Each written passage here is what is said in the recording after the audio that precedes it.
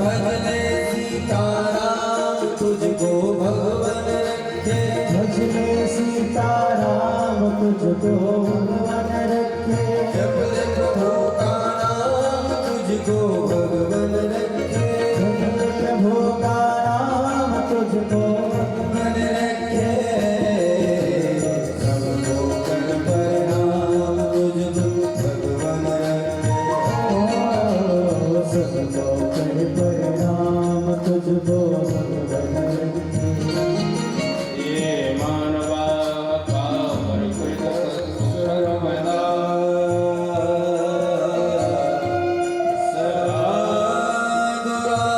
दुराचारता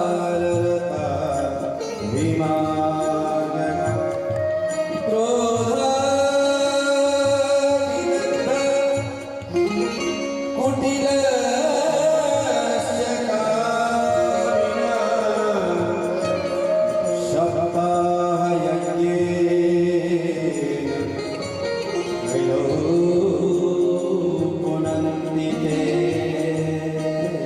श्री सूत जी कहते हैं कि पापी से पापी व्यक्ति भी यदि भगवान की पावन कथा श्रवण करेगा तो उसके जीवन के जितने असित कर्म हैं, पाप कर्म हैं, वो सब दूर हो जाएंगे। फिर निवेदन किया कि कोई ऐसा उदाहरण हो तो आप मेरे सामने प्रस्तुत करिए। फिर इससे सूत जी ने एक सुंदर सा उदाहरण प्रस्तुत किया और आप सब कथा श्रवण करते हैं। श्री आत्मदेव जी की कथा सुनाया है, धुंधकारी की कथा सुनाई है। तुंगभद्रा नदी के किनारे, दक्षिण भारत में तुंगभद्रा नदी, उसके किनारे एक गांव है। उस गांव में एक बहुत कुलीन श्रेष्ठ आत्मदेव जी के नाम से एक विप्र रहते थे। और ये शरीर को ही आध्यात्मिक दृष्टि से देखे तो हमारा शरीर ही तुंगभद्रा नदी के समान है। और इसमें निवास करने वाली जो आत्मा है वही आत्मदेव का प्रतिनिधित्व करती है। आत्मदेव जी का प्यार, उनकी एक पत्नी है जिसका नाम है धुंधली। और हमारी जो ये बुद्धि है ना, कुंठित बुद्धि, कोई धुंधली जानी है। तो आत्मदेव जी बड़े ही प्रतापी थे, सत्कर्म उनके जीवन में था, भजन पूजन करते थे, धन धान से समृद्ध थे, सब कुछ था, परंतु उनके यहाँ नहीं था तो पुत्र नहीं था। और जिसके कारण से उनके मन में बहुत कष्ट था। भगवान की आराधना किया, उपासना किया, सब करने के बाद भी पुत्र प्राप्त नहीं हुआ। एक दिन दुखी होकर के जंगल में गए। जंगल में जाकर के एक सरोवर के पास जाकर के विचार किया कि रोज रोज लोग उलाहना देते हैं, ताने मारते हैं, निपुत्र ही है, इसके यहाँ पुत्र नहीं, इससे अच्छा है कि मैं मर गया। मरने के लिए तैयार हुए, तभी वहां पर उनकी आत्मा रूपी साधु प्रकट हो गए वहां पर। और साधु जी ने कहा कि भाई ये काम क्यों कर रहे हो? बड़े भाग मानुष तन पावा, सुर दुर्लभ सदग्रंथि गा। बड़े मुश्किल से मानव जीवन मिला है, और मानव जीवन मिल जाने के बाद भी आत्महत्या करने का प्रयास कर रहे हैं, ये ठीक नहीं है।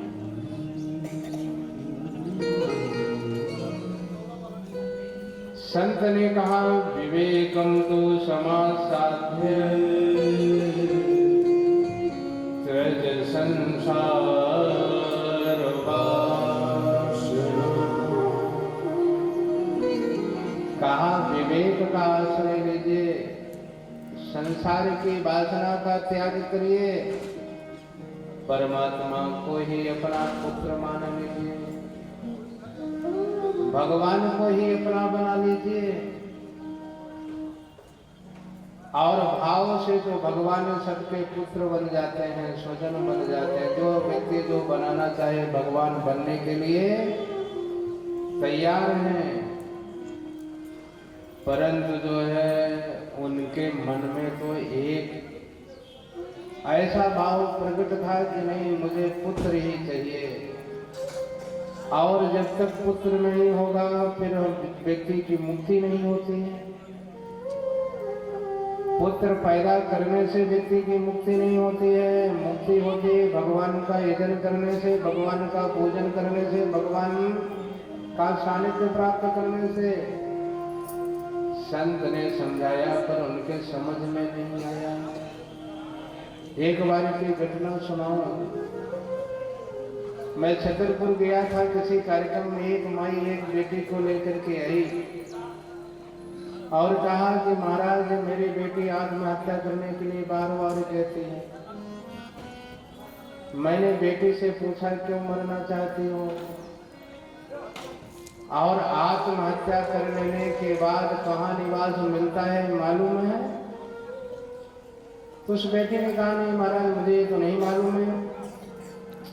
हम कहा जो आत्महत्या करता है भूत बनता है, प्रेत बनता है, पिशाच बनता है। और भूत कहाँ रहते हैं? इसमें साथ में। भूत कहाँ रहते हैं? पीपल में। भूत कहाँ रहते हैं? नीम में, बेकर में, वृक्ष में आश्रय मिलता है। हमने कहा तुम्हें भगवान ने इतना अच्छा माता पिता दिए, सुंदर घर दिया है, और माता पिता को प्राप्त करके, सुंदर घर को प्राप्त करके कहाँ रहना है? पीपल के बरगद के पेड़ में रहना है। भाई पीपल बरगद के पेड़ में रहने से अच्छा ये है कि हम अपने घर में रहें, अपने स्वजन के बीच में रहें और परमात्मा का भजन करें, परमात्मा का पूजन करें। विवेकम तो, और यही विवेक है। विवेकम तो समासाध्य संसार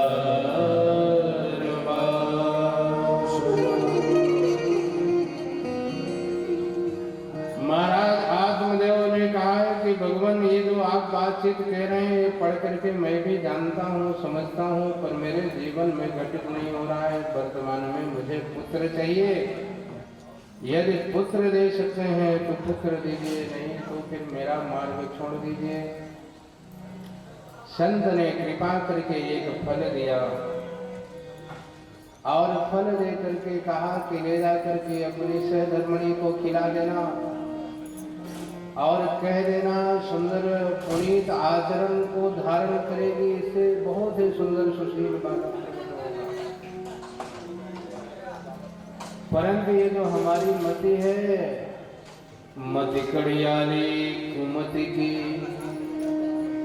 कहन न दे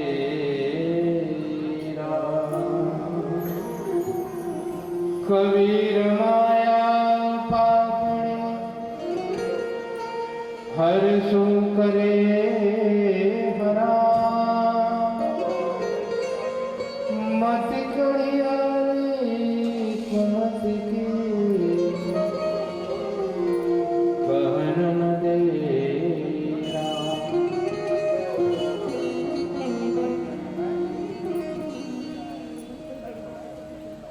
प्रसाद मिल गया, परंतु उनकी जो सहधर्मणी थी महाराज आत्मदेव की, उसका नाम था धुंधुरी, और जैसा नाम था उसके जीवन में उसी प्रकार का स्वभाव था, आचरण था, व्यवहार था। ले जाकर के फल दे दिया, पर उस धुंधुरी ने उस फल को खाया नहीं, अपने अपनी बहन से कहा कि बहन बताओ कितनी बार जो है गर्भ धारण करने के बाद शरीर छूट जाता है, कितनी माताओं का शरीर छूट जाता है। बहुत प्रकार के उसके मन में ख्याल आए और उसने फल नहीं खाया, इतना मान लीजिए। फल ले जाकर के गाय को खिला दिया। महाराज आत्मदेव कहीं पूजा पाठ में गए थे, उसने जो है बता दिया कि मैंने फल खा लिया। अपनी बहन के साथ समझौता कर लिया कि बहन तेरे पास धन नहीं है, मेरे इधर धन है, तुझे धन दे दूंगी, तेरे यहाँ पुत्र होगा, वो पुत्र मुझे दे देना। बहन भी धुंधुली की थी, मान गई। दोनों में सौदा हो गया, नकली गर्भ धारण कर लिया। महाराज आत्मदेव तो प्रसन्न थे कि भगवान ने कृपा किया। बड़े मुश्किल से संत के प्रसाद से, संत की कृपा से मेरे यहाँ बालक होने वाला है। और इधर जो है, जो गाय को फल खिलाया था, उस गाय के माध्यम से एक सुंदर बालक प्रकट हुआ। पूरा शरीर बालक का था, कान गाय जैसे थे। बोलिए गोकर्ण महाराज। महाराज आत्मदेव जी कहीं बाहर गए थे, इधर उसने घोषणा कर दिया, आत्मदेव को संदेश दिया कि आपके यहाँ बालक हुआ है, और अपनी बहन से बालक को मंगा लिया। महाराज आत्मदेव आए, परमानंद, बड़े आनंद से भर करके सुंदर उत्सव मनाया है, आनंद को प्राप्त किया। परंतु कपट से प्राप्त जो पुत्र है, वो व्यक्ति को कभी सुख नहीं दे सकता है। मन क्रम वचन छाड़ी चतुराई, मन क्रम वचन छाड़ी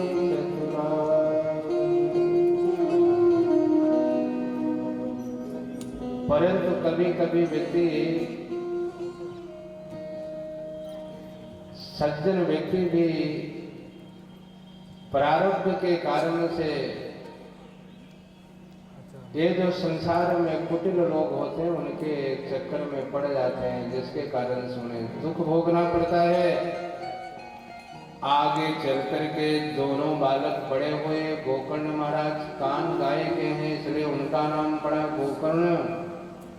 धुंधुली ने कहा कि मेरा बेटा है, अपने नाम से मैं नामकरण करूंगी, तो उसने धुंधुली के आधार पर उसका नाम रख दिया धुंधकारी। एक महाज्ञानी है और एक महाफल है, दुष्ट है। पंडितो ज्ञानी धुंधकारी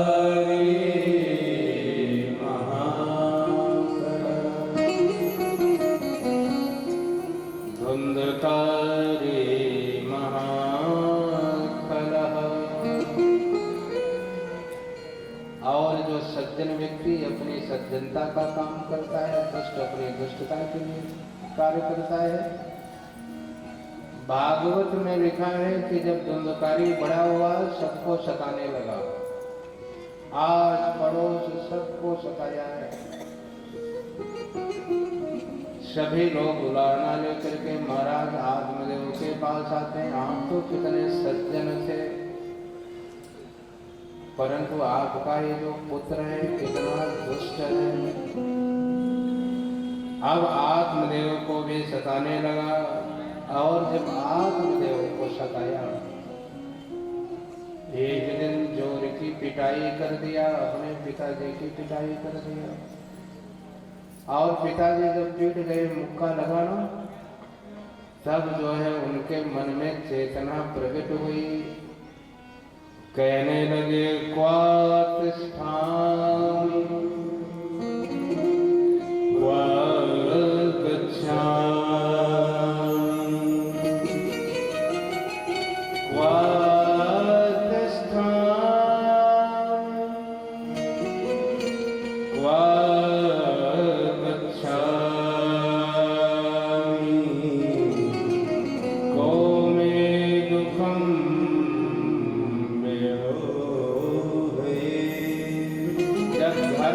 व्यक्ति अपने स्वजनों से परेशान होता है तो यही तो निकलता है कहाँ चले जाएं, क्या करें, कौन मेरे दुख का निवारण करेगा। रो रहे थे, विलाप कर रहे थे। तभी वहां पर निज परिताप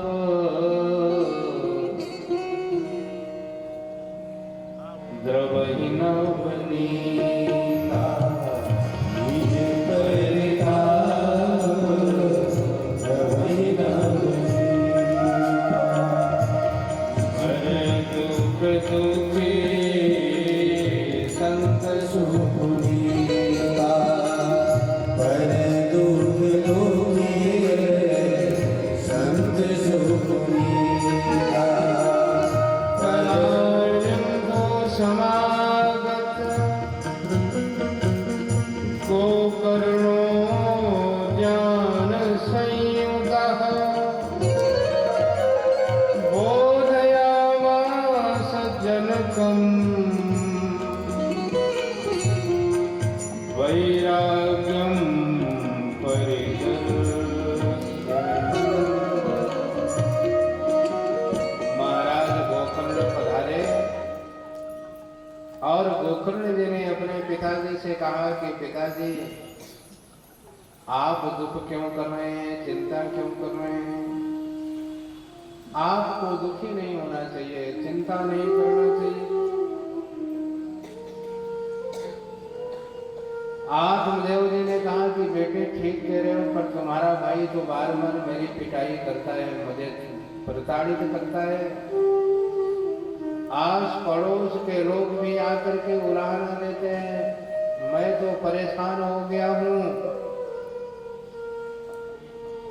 महाराज गोकर्ण ने अपने पिताजी के लिए बहुत सुंदर उपदेश दिया।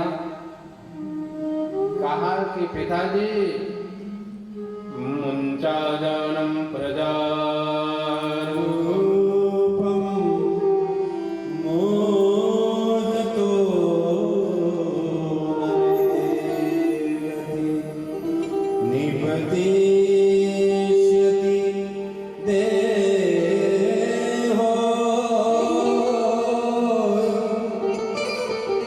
सर्वं त्यक्त्वा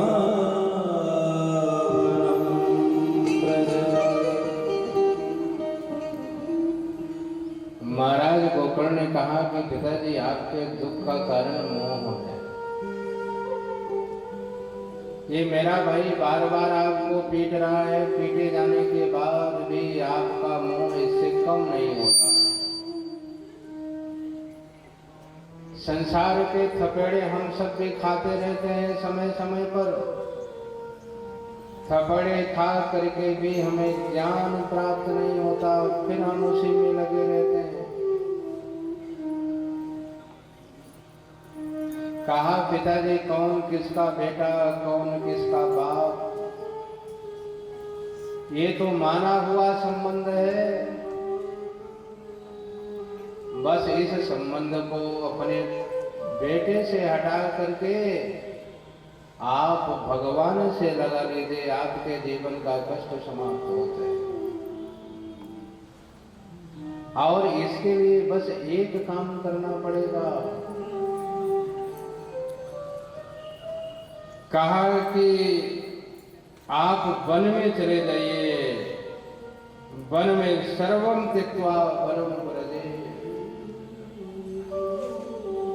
वन में जाकर के भगवान नंद नंदन की आराधना करिए, भगवान को प्राप्त करने का प्रयास करिए।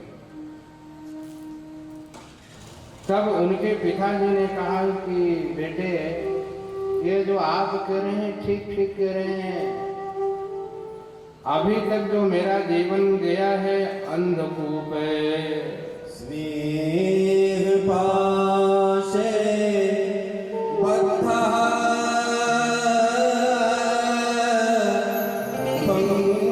पंगुरहं सदा कर्मणा पतितो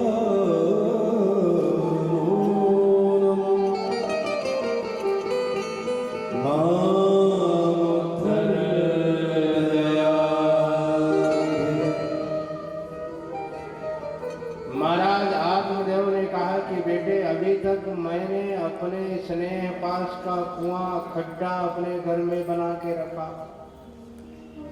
और उसी कुएं में घूम रहा था, चक्कर का मार रहा था। परंतु आप दयालु हैं, कृपालु हैं। कर्मणा पतितो नूनम मामुद्धर दया मामुद्धर दया। कहा कि बेटे आप मेरे उद्धार का मार्ग प्रशस्त करिए। तब श्री आप गोकर्ण महाराज ने गोकर्ण गीता का उपदेश, बहुत ही सुंदर गीता का उपदेश दिया है और इस उपदेश के माध्यम से श्री गोकर्ण महाराज ने अपने पिता को समझाया कि जीव मोह के बंधन के कारण से मोह सकल व्याधिन कर मूला दैते उपजयते सूला। इन्हीं मोह के कारण से व्यक्ति बंधन को स्वीकार करता है और उस बंधन के कारण से व्यक्ति जो हमारा अपना है, सुहृद है, सारे संसार के लोग अपने स्वार्थ के लिए प्रेम करते हैं, परंतु संसार में एक ही है। हे तो रहित, हे तो रहित, जग जुग उपकारी, तुम तुम्हार सेवक सुरा। एक ही है और उसका नाम भगवान है। श्री रामचरितमानस में बहुत ही सुंदर वर्णन है। भगवान राम राजा बने। राजा बनने के बाद भगवान ने जितने अवध के वासी हैं सबको बुलाया और बुला करके भगवान ने कहा, देह धरे कर फल यह भाई, भजिय राम सब काम विहार। बहुत विस्तार से भगवान ने उपदेश दिया और उपदेश देकर के भगवान ने कहा कि जो मानव जीवन प्राप्त करके मुझे पाने का प्रयत्न नहीं करता, सभी अनुकूल परिस्थिति प्राप्त कर लेने के बाद भी जो मुझे पाने का प्रयास नहीं करता, वो आत्मा हत्यारा है। इसलिए आप सब समाज राष्ट्र के उत्कर्ष के लिए और अपने आत्म उत्थान के लिए मेरा यजन करो, भजन करो, इसी से आपका कल्याण होगा। और जब भगवान ने सुंदर उपदेश अवधवासियों को दिया, सारे अवधवासी आनंद से भर गए और अवधवासियों ने संकल्प लिया, आज से भगवान आप ही मेरे जननी जनक गुरु बंधु जननी जनक गुरु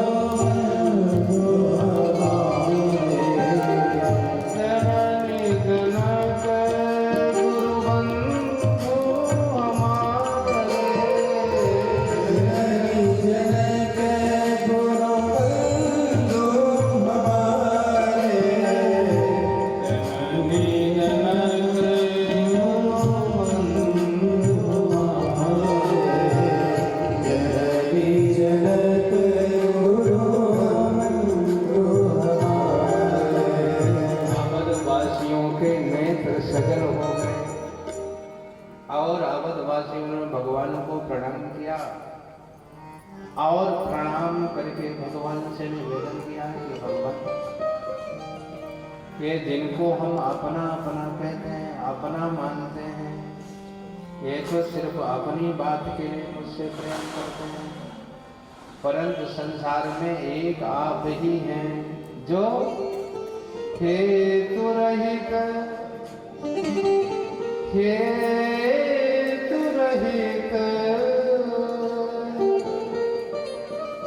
जग जुग उपकारी, तुम तुम्हार सेवक सुगा। ये उपदेश तो आप ही दे सकते हैं, हम तो अपने लिए काम करवाना चाहते हैं, अपनी प्रसन्नता के लिए काम कराना चाहते हैं, परंतु एक परमात्मा है जो अपनी प्रसन्नता के लिए नहीं, आपके आत्म कल्याण के लिए उपदेश करता है कि नहीं। आप अग्नि में कितना भी घी डालिए, डालते जाइए, अग्नि शांत होने वाली नहीं। व्यक्ति के जीवन में लोकेशण कितनी धन संपत्ति आ जाने के बाद भी क्या कभी हमें लगता है कि बस जीवन की पूर्णता हो गई? पूर्णता होती नहीं है। पूर्णता तो तभी होगी कि जब आपके जीवन में भगवान का प्रकट होगा। हेतु रहित जग जुग उपकारी, तुम तुम्हारे सेवक सुरा।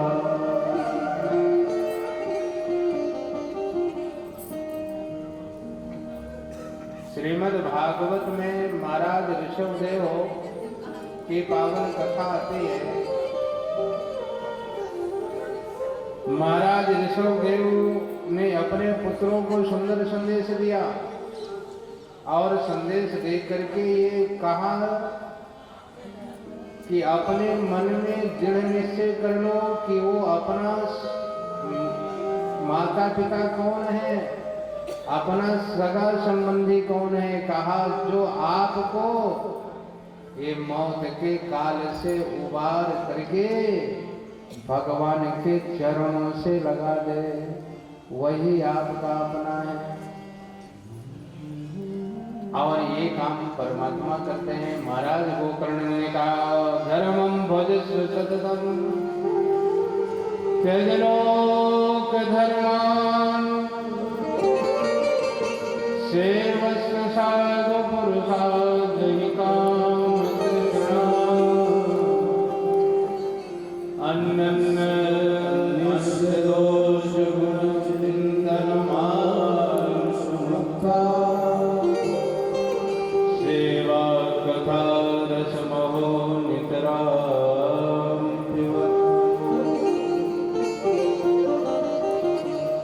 अन्यस्य दोष गुण चिंतन मानुषमुक्ता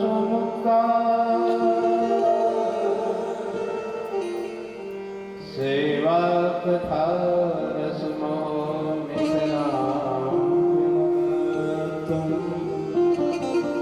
कहा कि पिताजी बस एक काम करिए, अन्यस्य दोष गुण चिंतन मानुषमुक्ता। दूसरे के गुण और दोष देखने का जो विशेष गुण व्यक्ति में है ना, हम दूसरे का गुण देख करके प्रभावित हो जाते हैं और दूसरे का दोष देख करके हमारे मन में मत्सर प्रकट हो जाता है। इसलिए न तो गुण देखना है और न दोष देखना है, अपनी मस्ती में रहना है, अपने आनंद में रहना है। एक संत बहुत सुंदर कथा सुनाते थे। आप प्राय लोगों के मन में बात आती है और आना स्वाभाविक है कि महाराज तो इतनी बड़ी बड़ी बातें सुनाते हैं पर इनके जीवन में भी तो घटित होना चाहिए। महाराज इतनी प्यार की बातें सुना रहे हैं पर बड़ी गाड़ी में आते हैं, क्या था मेरे बाबा। एक बार फिर कोई गाड़ी आएगी फिर उसमें चल देंगे। अब सेठ जी ने कहा अरे महाराज मेरा सामान मेरा सामान। संत जी ने कहा कि मेरा भी सामान रखा है, जाने दीजिए कोई उपयोग करेगा, जिसके काम का होगा उपयोग करेगा। सेठ जी चरणों में गिर गए, महाराज समझ गए, महाराज समझ गए, हम अपने सामान को छोड़ नहीं सकते हैं और आप तो छोड़ सकते हैं, अंतर यही है।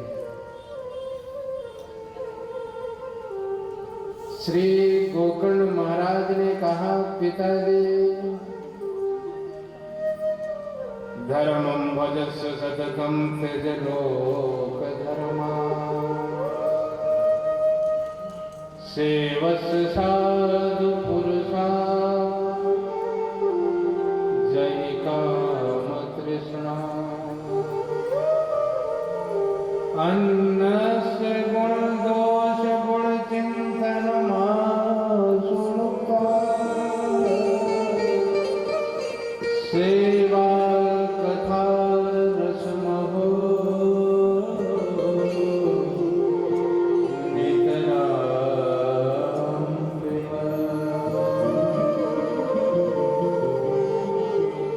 सेवा कथा रसमहो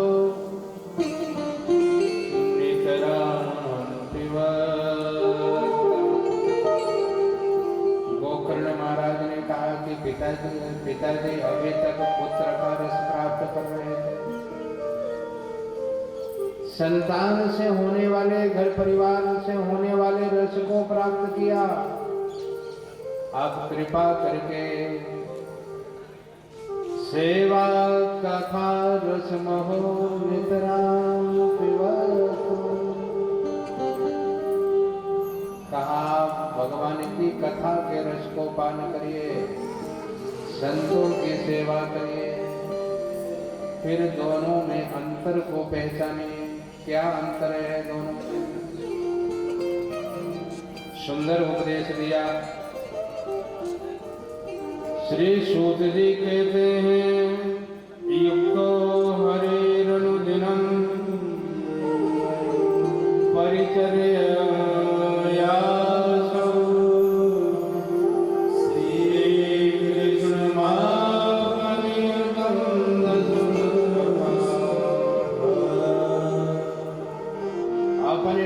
गोकर्ण की बात मान करके महाराज आत्मदेव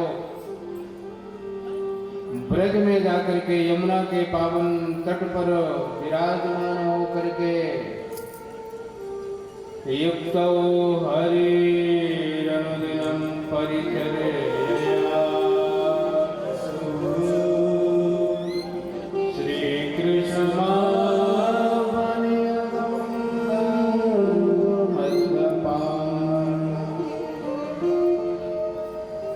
भगवान की पूजा अर्चना किया, संतों की सेवा किया और सेवा पूजा के साथ साथ भागवत जी के 10वें स्कंद का पाठ किया। अंतःकरण शुद्ध निर्मल हो गया। जो प्रेम घर में था, जो प्रेम अपने बच्चों में था, वही प्रेम सब में प्रकट हो गया। प्रेम जब अनंत हो गया,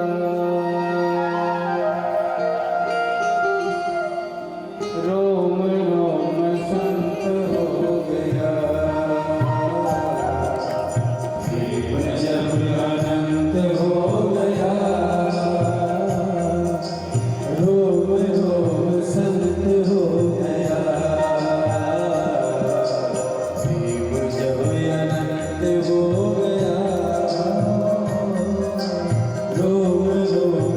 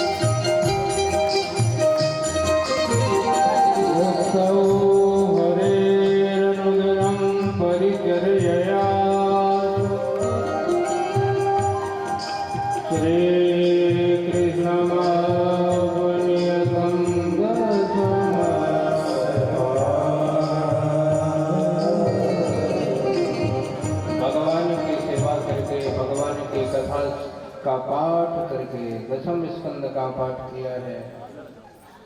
भगवान की पूजा अर्चना के माध्यम से श्री आत्मदेव जी ने अपने को पावन और पवित्र कर लिया, भगवान को प्राप्त कर लिया। बोलिए भक्तवत्सल भगवान। इधर गोकर्ण महाराज तीर्थ यात्रा के लिए चले जाते हैं। धुंधकारी भाई और पिताजी के चले जाने के बाद और उसका आतंक बढ़ जाता है। माता को सताया है। माता भी उसके त्रास से दुखी होकर के एक दिन जाकर के कुएं में कूद करके अपनी आत्महत्या कर लिया, स्वतंत्र हो गया। फिर अपने घर में असत कर्मों से लिप्त हो गया। बहुत सारी सखियां बना लिया, उनके साथ रहने लग गया। एक दिन सबने मिलकर के विचार किया, ये धुंधकारी सबके यहाँ जाकर के चोरी करता है, चोरी करके जो द्रव्य लाता है हम सबको प्रसन्न करने के लिए देता है। एक न एक दिन ये पकड़ा जाएगा और ये पकड़ गया तो हम सब पकड़े जाएंगे। इसलिए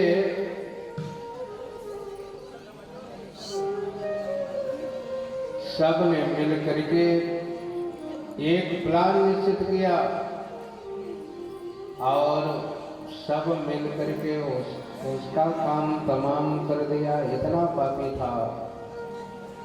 पापी व्यक्ति की जल्दी मौत होती नहीं है, तड़प तड़प के मरता है।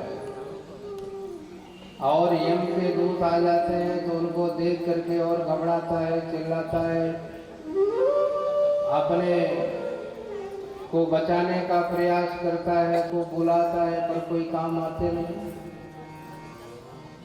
उन वेश्याओं ने उसके मुख में अग्नि जला करके जलते हुए अंगार को ठूस दिया और जिसके कारण से धुंधकारी की मौत हो गई। धुंधकारी मारा गया, धन संपत्ति लेकर के सब चली गई। इधर जब ये बात पता लगी महाराज गोकर्ण को, गोकर्ण में गया में जाकर के अपने माता पिता और भाई का पिंडदान किया, मुक्ति के लिए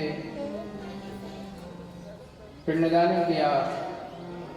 फिर एक दिन गोकर्ण महाराज अपने गांव में पधारे, रात्रि के समय आए और जब गोकर्ण महाराज आए तो धुंधकारी प्रेत रूप में प्रकट हो गया। प्रेत रूप में प्रकट होकर के अनेक प्रकार की चेष्टाएं करने लगा, डराने का प्रयास करने लगा। महाराज गोकर्ण ने कहा, कौन हो भाई? धुंधकारी ने तो प्रेत रूप में था, कुछ बोल नहीं पा रहा था, बोलने का प्रयास कर रहा था, बोल नहीं पा रहा था। गोकर्ण महाराज ने अपने कमंडल से जल लिया और जल लेकर के उसके ऊपर सिंचन कर दिया, बोलने की क्षमता आ गई। धुंधकारी कहने लगा कि आपका मैं भाई हूँ। धुंधकारी अहं भ्राता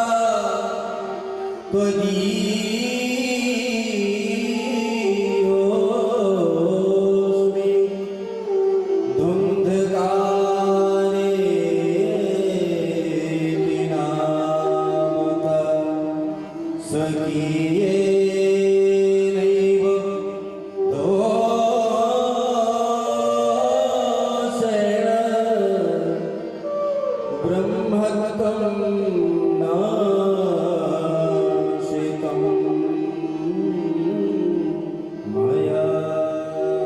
धुंधकारी कहने लगा कि मैं आपका भाई धुंधकारी हूँ, कृपा करके आप मेरी मुक्ति का साधन निरूपित करिए।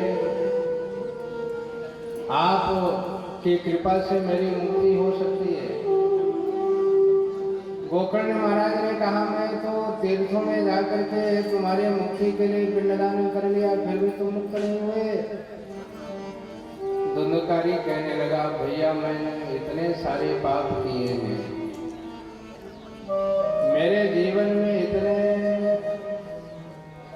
असकृत कर्म है जिसके कारण एक बार नहीं 100 बार गया में जाकर का पिंडदान करिए, मेरी मुक्ति होने वाली नहीं है। कृपा करिए, आपकी कृपा से ही हम मुक्त हो सकते हैं। गया साध सतेरा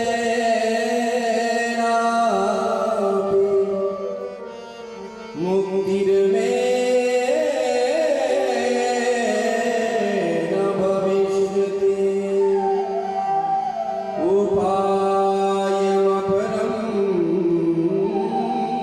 किंचित् तं विचारय साम्प्रतं तं विचारय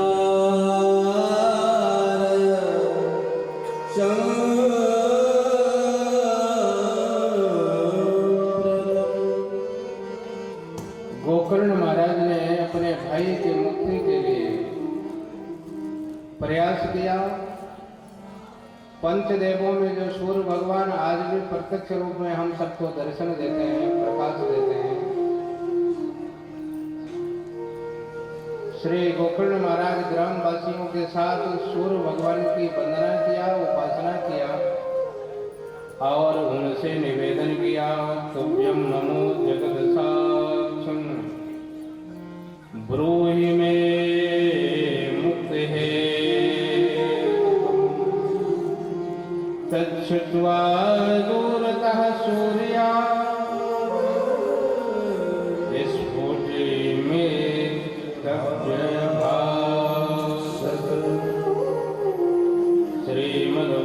श्रीमद्भागवतानुमुक्ति सप्ताहं वाचनं कुरु इति सूर्यवचः सर्वैर्धर्मरूपं तुवे। सूर्य भगवान को प्रणाम किया, सूर्य भगवान से निवेदन किया, सूर्य भगवान ने संकेत दिया, आदेश दिया, सप्ताह विधि के माध्यम से धुंधकारी को भगवान की कथा श्रवण कराइए, इसी से इसकी मुक्ति होगी। फिर गोकर्ण महाराज ने एक सुंदर आयोजन किया गांव में, सुंदर सभी देवताओं की स्थापना किया, सबका आवाहन किया है। स्वयं व्यास पीठ पर विराजमान होकर के भगवान की पावन कथा गान किया, सबको स्थान मिला। धुंधकारी प्रेत रूप में था, वहां बगल में बांस का झुरमुट था, उसमें एक छिद्र था, जाकर के उसमें उस बांस के छिद्र में जाकर के बैठ गया। प्रेत शरीर वायु प्रदान होता है, छिद्र में जाकर के बैठ गया। बड़ी प्रेम तन्मयता के साथ भगवान की कथा श्रवण करता रहा। 7 दिनों तक कथा श्रवण किया। उसके जीवन के जो 7 असत कर्मों की गांठ थी, सब एक एक करके खुल गई और उसके जीवन के जितने असित कर्म थे सब समाप्त हो गए। श्री सूत जी कहते हैं, दिव्य रूप धरो जात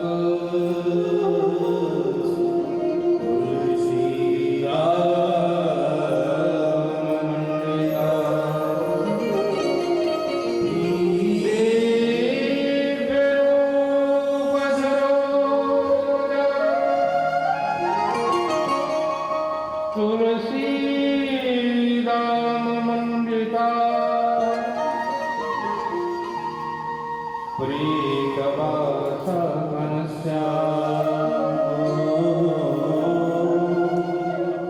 मुकुटी कुंडला। भगवान की कथा का वैशिष्ट, एक असत कर्म जिसके जीवन में था, कोई पुण्य के काम नहीं थे, ऐसा पापी दुरात्मा धुंधकारी भी भगवान की कथा श्रवण किया। कथा श्रवण मात्र से उसके जीवन के सारे असित कर्म समाप्त हो गए। और इतना ही नहीं हुआ, दिव्य रूप धरो दत्त तुलसी धाम मंडिता। सुंदर दिव्य रूप में प्रकट हो गया, पावन रूप उसको मिल गया, तुलसी धाम मंडिता। गले में सुंदर ये तुलसी की माला धारण कर लिया, तुलसी की माला। ये जिसके गले में तुलसी की माला रहती है ना, ये पहचान बताती है कि ये जो है किस क्या है, कौन है।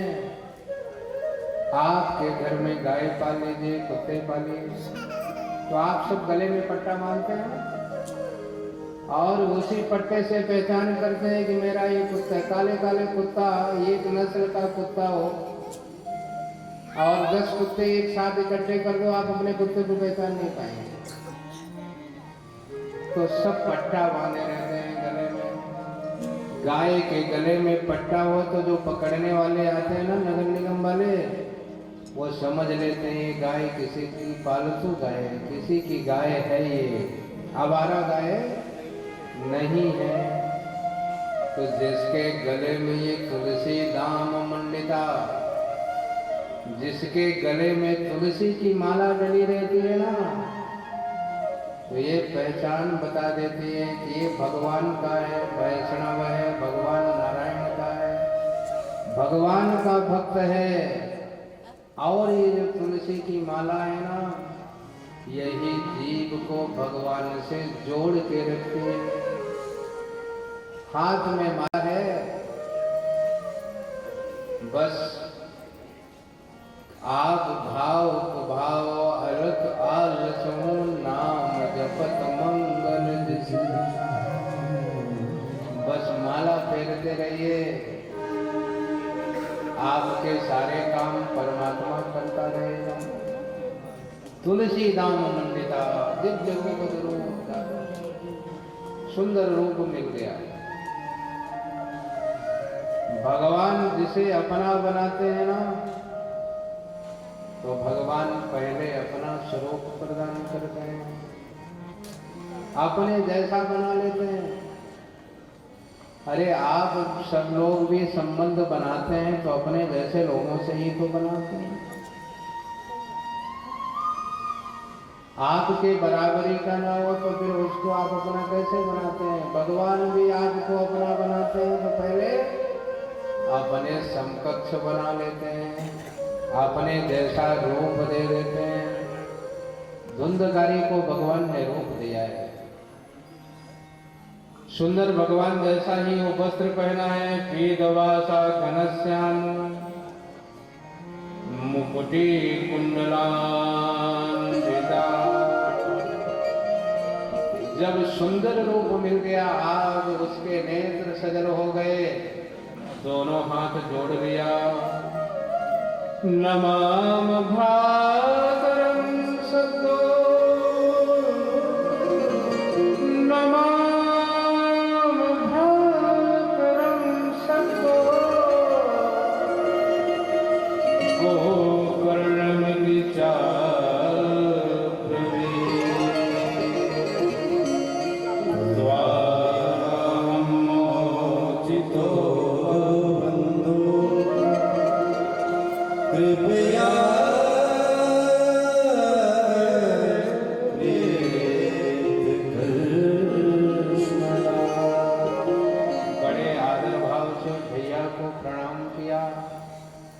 और प्रणाम करके निवेदन करता है, मुझे गौरव मिला है, गर्व मिला है आपकी कृपा से, इसलिए भैया हम आपको प्रणाम कर रहे हैं। ये गर्व भरा मस्तक में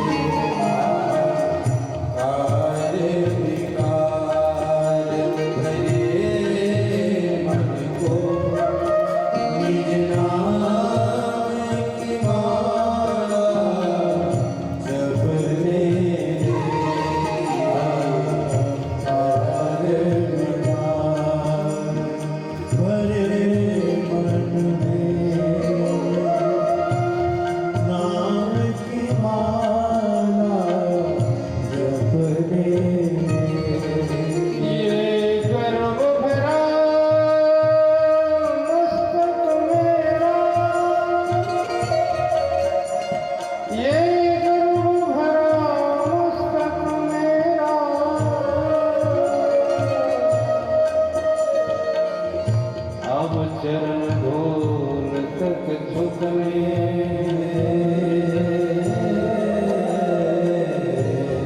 अब चरण धूल तक ननाम भ्रातरम सद्दो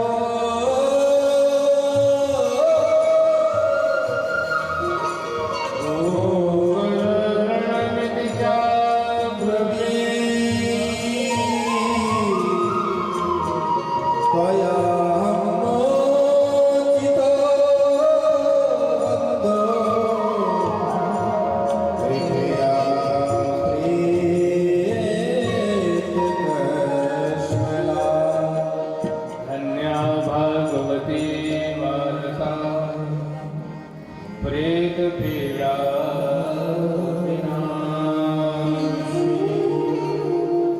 धन्या भागवती वार्ता प्रेत पीड़ा विनाश। अपने भाई को प्रणाम किया, भाई को धन्यवाद दिया कि आपकी कृपा से मैं मुक्त हो गया। मुक्त ही नहीं, भगवान ने अपना स्वरूप प्रदान कर दिया और आप सबको संदेश दिया। धन्य भागवती वार्ता प्रेत पीड़ा विनाशनी। भगवान की कथा धन्य है। मुझ जैसे असत कर्मों में लगे रहने वाले प्रेत को भी मुक्त कर दिया। तो आप सब तो प्राणी हैं, चेतन प्राणी हैं, समझदार प्राणी हैं। यदि भगवान की कथा सुनेंगे तो आपको मुक्ति मिलेगी कि नहीं मिलेगी? निश्चित रूप में मिलेगी। धन्य भगवती वार्ता प्रेत पीड़ा विनाश। और इतना जो है धन्यवाद कर ही रहा था, संदेश दे ही रहा था।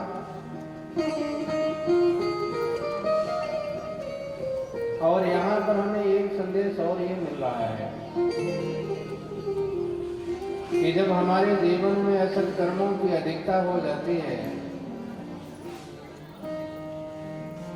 और उस असत कर्मों के कारण जीव बहुत सारे कष्ट पाता है, दुख पाता है,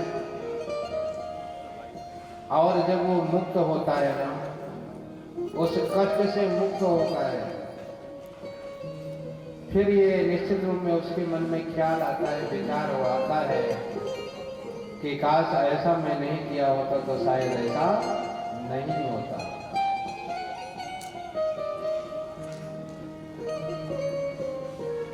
धुंधकारी ने संदेश दिया, अपने भैया को प्रणाम किया और इसके बाद इधर आकाश से सुंदर विमान आया।